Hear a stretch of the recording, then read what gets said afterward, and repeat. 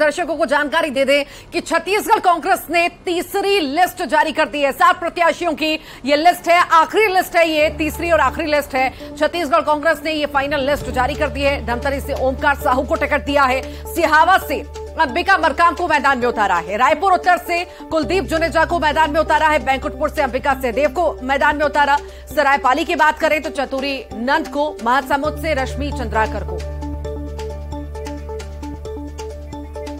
तो कुल 18 महिला प्रत्याशियों को मैदान में उतारा गया है कांग्रेस के द्वारा।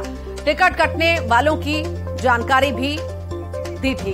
ये बड़ी खबर इस वक्त आपको बता रहे हैं, न्यूज 18 की खबर पर मुहर लगी है। टिकट कटने वालों की जानकारी दी थी। कसडोल से शकुंतला साहू का टिकट कटा है, किस्मत लाल नंद का भी टिकट कटा है। सरायपाली विधायक किस्मत लाल नंद का टिकट काटा गया है। तीसरी लिस्ट में 4 महिला प्रत्याशी बनाए गए हैं। कुल 18 महिला प्रत्याशियों को मैदान में उतारा गया है। अशरफ लगातार हमारे साथ बने हुए हैं। अशरफ, देखिए यहां पर बात यह भी है कि जिस तरह से टिकटों का बंटवारा किया गया है, मंथन हुआ टिकटों पर, एक बात तो यहां पर यह भी जाहिर होती है कि कहीं ना कहीं भूपेश बघेल ने बहुत ज्यादा मंथन किया। जीत तो एक फैक्टर है ही है, पर जीत को इतनी तवज्जो नहीं दी। तवज्जो दी गई है जनता के सेटिस्फैक्शन को, कि जनता इस प्रत्याशी से सेटिस्फाई है कि नहीं है, उसके काम से है कि नहीं है, क्या वाकई में उस जमीनी स्तर पर काम कर रहा है कि नहीं कर रहा है। बिल्कुल ऋतु, देखिए यहां पर अगर कांग्रेस जीतती है छत्तीसगढ़ में तो उसका सेहरा जो बंधेगा वो मुख्यमंत्री के सिर पर ही बंधा है। अगर वो हारती है तो भी उसकी जिम्मेदारी मुख्यमंत्री के पर ही रहेगी। तो इस वजह से मुख्यमंत्री ने बहुत गंभीरता से सोचा है और अपनी पूरी टीम के साथ जो उन्होंने राज्य में उम्मीद दावेदारों की छानबीन की है, उनके बायोडाटास को छाना है और एक एक उम्मीदवार पर काफी लंबा मंथन हुआ है। और सिर्फ मंथन रायपुर में नहीं हुआ, यहां दिल्ली में भी बहुत लंबा मंथन हुआ। यहां भी काफी लंबी लंबी उनकी बैठकें हुई, चाहे वो कांग्रेस के वॉर रूम की बात कर लीजिए या कांग्रेस के संगठन महासचिव केसी वेणुगोपाल का आवास मान लीजिए, वहां पर लंबी बैठकें हुई हैं। तो उन बैठकों का मकसद ही यही था कि हमारा कोई भी ऐसा फैसला ना हो जो हमारे से गलती हो जाए और हम एक सीट हार जाए, एक उम्मीदवार हार जाए, एक चुनाव हार जाए। तो इस वजह से उन्होंने बड़े गंभीरता से चर्चा की है और एक एक उम्मीदवार, एक एक सीट पर चर्चा की है। हालांकि आप ये देखें कि ये 7 सीटें थी, इस पर एक राय नहीं हो पा रही थी क्योंकि कुछ जो लोग थे कांग्रेस के बड़े नेता, वो जो मौजूदा विधायक हैं जो इतनी बंपर जीत से 2018 में जीते, उनका टिकट काटने के पक्ष में नहीं थे। इसी वजह से 7 सीटों पर फैसला रोक दिया गया था और फिर अंत में फैसला किया गया था राज्य के नेताओं की तरफ से छत्तीसगढ़ के कि पार्टी आलाकमान जो फैसला करेगी वो उन्हें स्वीकार होगा। और आज उसी का नतीजा है कि यहां पर जो मौजूदा विधायक हैं उनके पत्ते कट चुके हैं, उनके टिकट कट चुके हैं और जिनको मौका दिया गया है वो पूरी तरह से जो एक पैमाना बनाया गया था, एक सर्वे रिपोर्ट को बनाया गया था, साफ छवि को बनाया गया था, उसको आधार बनाया और कांग्रेस की नीति पर जो आगे बढ़ रहे हैं उसको आगे चला रहे हैं वो बनाया गया। इसी वजह से इसमें समय लगा और ऐसे ही उम्मीदवारों को यहां पर चुनाव मैदान में उतारकर मौका दिया है कि वो जनता के बीच में रुककर जनता के बीच में जाए, उनकी आवाज बने और उनकी आवाज को विधानसभा तक पहुंचाए। जो लड़ाई कर सकते हैं, संघर्ष कर सकते हैं, ऐसे उम्मीदवारों को मौका दिया गया है। ऋतु जी ठीक है अशरफ, लौटेंगे आपके पास। अभिषेक लगातार जुड़े हुए हैं। अभिषेक, भूपेश है तो भरोसा है, ये नारा लगातार कांग्रेस के द्वारा दिया जाता है। ये टिकटों का बंटवारा जैसा किया गया है कड़े मंथन के बाद, क्या यही माने कि भरोसा जो जनता ने जताया और सारा सर्वे कराकर उस भरोसे पे खरे उतरे हैं और मैदान में जैसे प्रत्याशी उतारे गए हैं? बिल्कुल, देखिए एक बड़ा सर्वे हुआ, यही वजह है कि पार्ट में कांग्रेस ने टिकटों के नाम यहां पर जारी किए, सीटों के नाम जारी किए और बहुत सोच समझ के जारी किए। संकेत न्यूज 18 ने भी पहले दिए थे कि बड़ी तादाद में टिकट कटेंगे और लगभग जो संकेत थे उस हिसाब से टिकट यहां पर कटे भी हैं। महिलाओं को प्राथमिकता दी है। पूरे 90 सीटों पर देख रहे तो अब कांग्रेस ने अपने उम्मीदवार घोषित कर दिए हैं। 90 सीटों को अगर हम देखें, इन 7 को मिलाकर आज जो रुकी हुई थी, कांग्रेस ने कुछ जहां पर उसे लगा कि बीजेपी का वेट करना चाहिए वहां बीजेपी का वेट किया, जहां पर लगा था उसको कि नहीं उम्मीदवार देने हैं मंत्री, जैसे पहली लिस्ट है, पहली लिस्ट में सभी मंत्रियों के नाम उसने जारी कर दिए। वो चाह रही थी, नवरात्रि का पहला दिन था और वो चाह रही थी कि पहली जो लिस्ट हो उसमें ज्यादा विवाद ना हो, जो नाम कंफर्म हो उनको दे दिया जाए, बड़े नाम हो, कुछ टिकट उसमें भी कटे थे।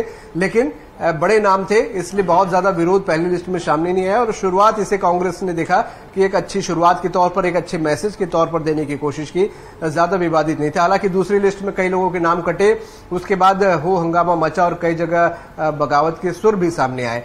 लेकिन तीसरी लिस्ट भी उसने, कांग्रेस ने आज जारी करके इस बात को क्लियर कर दिया कि उसने सर्वे के आधार पर जो उसके जीतने वाले उम्मीदवार हैं उन पर ही यहां पर दांव खेला है और किसी प्रकार का जो दबाव एक होता है वो दबाव नहीं है। कुछ जगहों पर जो विवादित चेहरे थे, बड़े चेहरे थे, अगर उनके टिकट कटे या दिए गए तो उसके लिए बड़े नेताओं को भी जिम्मेदारी दी गई।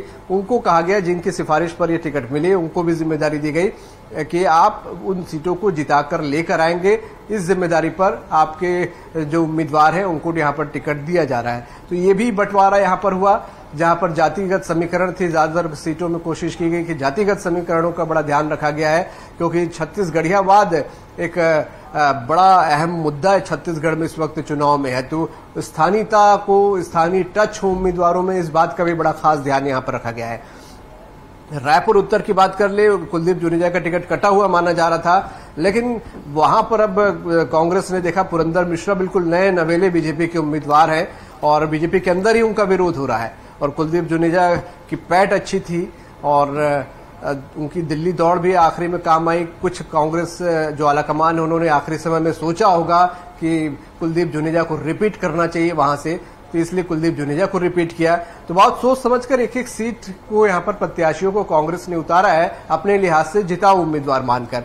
हालांकि एक बड़ी चुनौती कांग्रेस के सामने भी है कि कुछ जगह जो बगावत के सुर आ रहे हैं उनको साधना, उनको किस तरीके से मनाया जाए, मान मनोबल का दौर भी चल रहा है। जो पार्टी ऋतु मना लेगी अपने कार्यकर्ताओं को, बागियों को, वो फायदे में रहेगी, ये साफ दिख रहा है यहाँ पर, क्योंकि दोनों ही दलों की तरफ से अच्छी खासी तादाद में टिकट काटे गए। जी जी, ठीक ठीक ठीक ठीक। आपके पास अभिषेक में फिर से लौट रही हूं, एक बार दर्शकों को फिर से जानकारी हम दे दें कि न्यूज 18 की खबर पर मोहर लगी है। टिकट कटने वालों की जानकारी दी थी। कसडोल से शकुंतला साहू का टिकट कटा है, किस्मत लाल नंद का भी टिकट काटा गया। इस रायपाली की बात करें तो विधायक किस्मत लाल नंद का टिकट कटा। तीसरी लिस्ट में 4 महिला प्रत्याशी बनाए गए हैं, तो कुल अब तक 18 महिला प्रत्याशी को मैदान में उतारा गया है। अशरफ, आपके पास आऊंगी। अब तो सारे नामों की घोषणा हो चुकी है, 90 के 90 सीटों पर प्रत्याशियों का ऐलान हो चुका है। अब महिलाओं को भी बड़ी अच्छी खासी संख्या में यहां पर शामिल किया गया है। ओवरऑल पूरी लिस्ट को आप किस तरह से देखते हैं? देखिए रितु, पूरी लिस्ट जो है वो एक तरह से कांग्रेस ने पूरा बहुत गंभीर मंथन के बाद जो अमृत निकलने वाली बात होती है वो है। उन्होंने बहुत जो पैमाने बनाए हैं उस पर जो खरा उतरा है सिर्फ उन्हीं को दिया है। इसी वजह से कांग्रेस ने अपने 22 जो विधायक है, मौजूदा विधायक, उनको टिकट नहीं दिया, उनको दोबारा चुनाव लड़ने का मौका नहीं दिया। वो इसी वजह से, क्योंकि वो कहीं ना कहीं जो सर्वे है और जनता की आवाज है, जो कांग्रेस के पैमाने बनाए गए थे चुनाव टिकट देने के, उस पर खरा नहीं उतर रहे थे, उनको दरकिनार कर दिया। हालांकि ऐसे विधायकों का कांग्रेस जानती है कि जो 22 विधायक हैं उनका 22 विधायकों की नाराजगी और उनके समर्थकों की नाराजगी को भारी भी पड़ सकती है, तो उसके लिए भी इन्होंने बैकअप प्लान बना रखा है। उसको साधने का भी प्रोग्राम, जो रणनीति है वो तैयार है पूरा। तो कहीं ना कहीं कांग्रेस ने अपना पूरा खाका पहले से तैयार कर लिया और इस लिस्ट के हिसाब से देखें तो सिर्फ जिताऊ कैंडिडेट, चाहे वो युवा हो या भूपेश बघेल की जो कैबिनेट के पुरानी कैबिनेट है उसके सहयोगी हो, उनको जीतने वालों को मौका दिया है। कैबिनेट में भी आप देखिए जो जीतने वाले कैंडिडेट हैं उनको मौका दिया है, जो युवा हैं जो जीतने वाले हैं उनको मौका दिया। चाहे आप युवाओं की बात कर लीजिए, विकास उपाध्याय हैं, उनको दोबारा मौका दिया गया है। वो अगर जनता के बीच में लगातार जुड़ते रहते हैं, युवा हैं, जुझारू हैं, उनको मौका दिया है। तो जो जिताऊ है और जो जनता के साथ जुड़ा हुआ है, सीधा कनेक्ट करता है, जनता से संवाद करता है। और सबसे बड़ी बात फिर वही कि जो कांग्रेस के राष्ट्रीय स्तर पे पैमाने बनाए गए और जिनको लागू किया गया, उन पर खरा उतरने वालों को भूपेश बघेल ने बहुत महीन जांच पड़ताल के बाद चुनाव मैदान में उतारने की हर रजामंदी दी है, अपनी हरी झंडी दी है। क्योंकि साख पूरी तरह से दांव पे जो लगी है वो भूपेश बघेल की लगी है, कांग्रेस की लगी है। क्योंकि छत्तीसगढ़ में कांग्रेस की सरकार है और उसका नेतृत्व मुख्यमंत्री भूपेश बघेल कर रहे हैं। तो एक गलत फैसला उनकी साख आंख पर भट्टा लगा सकता है, दाग लगा सकता था। इस वजह से उन्होंने इन सबको दरकिनार किया और एक एक सीट पर बहुत मंथन के बाद और काफी दबाव के बाद उन्होंने जो प्रत्याशी है उसके लिए रजामंदी दी। हालांकि आप सोच सकती है कि मुख्यमंत्री अपने मौजूदा 22 विधायकों को अगर टिकट काटने की हरी झंडी दे रहे हैं तो उनके दिल पे क्या होगी और उन पर कितना प्रेशर होगा। इसके बावजूद उन्होंने ये कड़वा फैसला लिया और कड़वे फैसले के साथ ये भी कहा जा सकता है रितु के एक बड़ा रिस्क लिया, एक बड़ा जोखिम लिया है, क्योंकि आप नए उम्मीदवार बड़ा रिस्क लिया है, बड़ा जोखिम लिया है। मैं वही अभिषेक से भी यही जिक्र करना चाहूंगी कि देखिए अभिषेक, इतने सारे तादाद में एग्जिस्टिंग विधायकों का टिकट काट देना कोई छोटी बात नहीं है, क्योंकि विरोध के स्वर हम लगातार देख रहे हैं जिस तरह से खड़े होते हुए नजर आ रहे हैं। यहां पर बड़ा रिस्क सीएम भूपेश बघेल ने लिया है।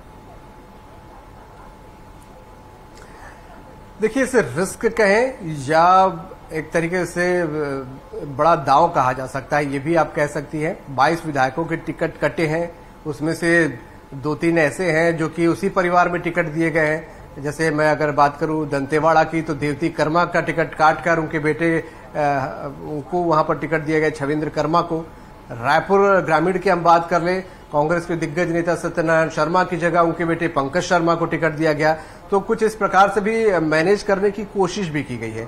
और उसके अलावा जो बाकी विधायकों की टिकट कटे उसमें से ज्यादातर ऐसे विधायक हैं जो पहली बार चुनकर आए थे, और पहली बार क्योंकि कांग्रेस की लहर थी, कांग्रेस ने इस बात को समझा कि पिछली बार के हालात और थे, 2018 के, 23 के हालात और है, और ऐसे कुछ अगर विधायकों की परफॉर्मेंस खराब थी, उनको लेकर कुछ विवाद था, उनको लेकर कुछ कहीं नाराजगी थी, कार्यकर्ताओं की हो, जनता की हो, तो इन चीजों का भी ध्यान यहां पर रखा गया है। तो इसे कैलकुलेटेड रिस्क कहा जाएगा ऋतु, ज्यादा बेहतर ये शब्द होगा, क्योंकि कैलकुलेशन के बाद ये चेहरे यहां पर बदले गए हैं। क्योंकि कांग्रेस ने अगर इस बात को भी देखा कि 38 नए विधायक उसके सामने अगर पिछली बार चुनकर आते हैं, मतलब जनता नए चेहरों को मौका देती है। इसी बात को कांग्रेस ने ध्यान में रखा और 22 लोगों के जो चेहरे बदले गए, तो एक जो 5 साल के बाद थोड़ी एंटी इनकम्बेंसी या थोड़ी कहीं बदलाव जैसी स्थिति होती है, तो उससे भी बचने की कोशिश यहाँ पर की गई है। उससे भी पार्टियों को फायदा होता है चेहरे बदलने से, ये इन बातों का भी ध्यान रखा गया। अच्छा खासा फिगर 22 का है, 22 चेहरे बदलना मतलब 22 अगर आप रिस्क बोल रहे हैं तो 22 जगह ये भी है कि बिल्कुल फ्रेश चीजें सामने आएंगी और जनता आजकल कई बार नए चेहरों को बड़े बढ़ चढ़ कर मौका देती है। इस बात को भी दोनों पार्टियों ने समझा है। तो मैं जो लिस्ट देख रहा था, बीजेपी ने जहां 43 नए चेहरों